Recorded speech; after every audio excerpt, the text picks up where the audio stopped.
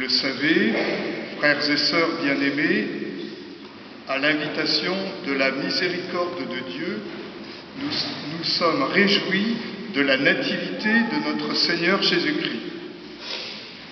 De même, nous vous annonçons la joie de la résurrection de notre Sauveur. Le mercredi décembre commencera l'entraînement du carême le 5 mars. Vous célébrerez dans la joie la Sainte Pâque de notre Seigneur Jésus-Christ le dimanche 20 avril. L'Ascension de notre Seigneur Jésus-Christ sera fêtée le 29 mai. La Pentecôte sera fêtée le 8 juin. La fête du corps et du sang du Christ aura lieu le 22 juin. Le dimanche 30 novembre sera le premier dimanche de l'Avent de notre Seigneur Jésus-Christ. À qui soit l'honneur et la gloire pour les siècles des siècles. Amen.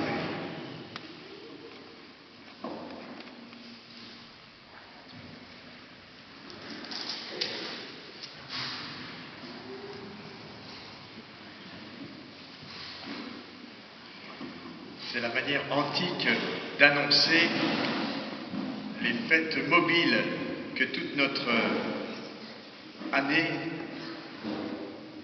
soit irriguée, orientée par notre foi.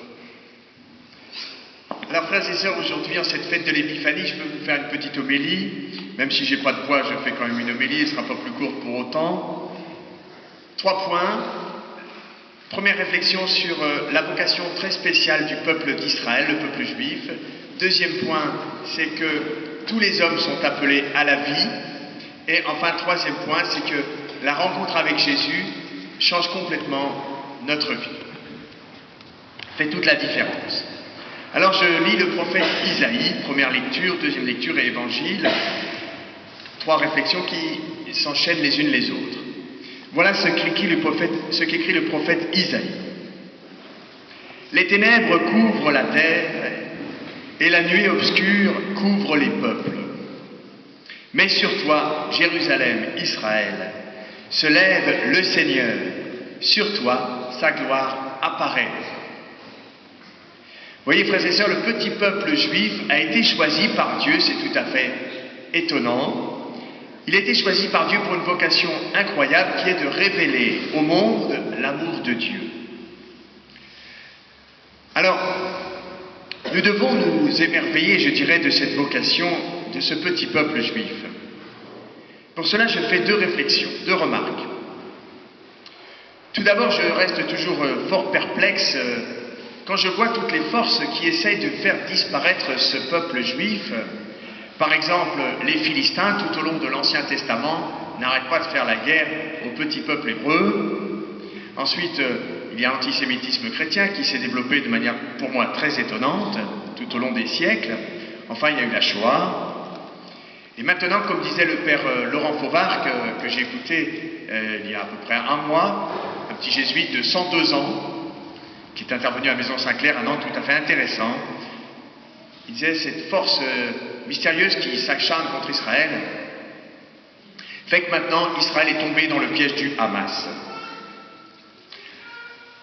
Alors, frères et sœurs, n'oublions pas que Jésus, qui par excellence révèle l'amour de Dieu à toute l'humanité, est juif lui-même, bien sûr. Voilà, c'est tout de même cette incroyable vocation que nous révèle tout l'Ancien Testament de ce petit peuple élu. Donc ça, c'est la première réflexion. Petite deuxième remarque dans cette première réflexion. Je prends une citation du cardinal Vanois, qui est spécialiste de l'Écriture sainte, qui disait ceci: « Le peuple d'Israël est à l'humanité ce que la poignée est à une valise. » C'est-à-dire que la vocation d'Israël, elle est pour tous, elle est pour tous. En s'adressant à Israël, Dieu va s'adresser à tous les hommes. Oui.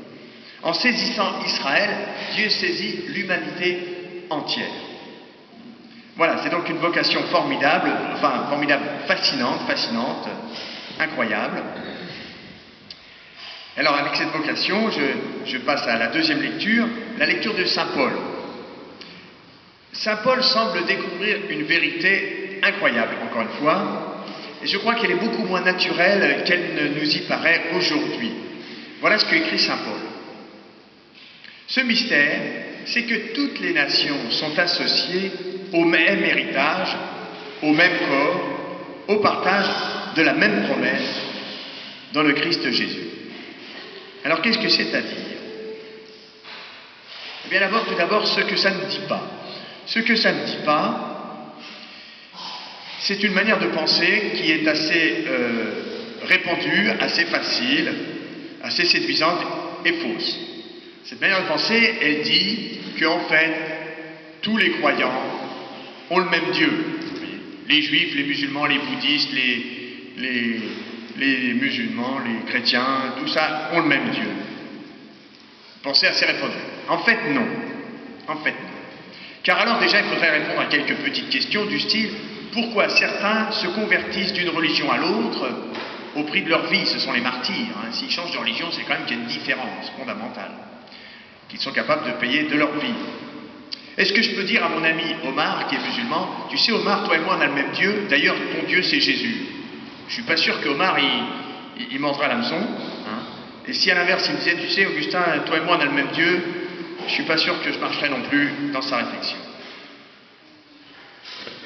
En fait, frères et sœurs, il faut pousser la réflexion un tout petit peu plus loin, pas beaucoup plus loin, et ça change tout.